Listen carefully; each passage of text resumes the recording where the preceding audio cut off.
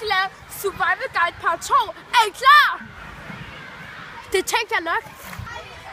Nu vil jeg vise jer, hvordan man finder grene til båden. Det her er den første gren.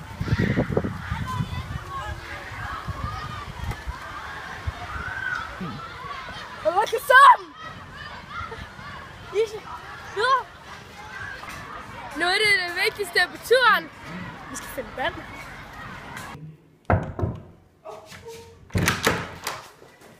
Okay, nu skal vi finde vandet. Easy!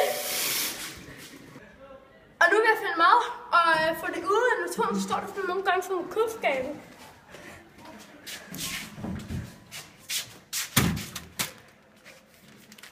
Frikadelle. Ude i naturen, der er det meget nemt at finde husly, så nu vil jeg sove. Tak fordi I så med for den her gang til Survival Guide part 2.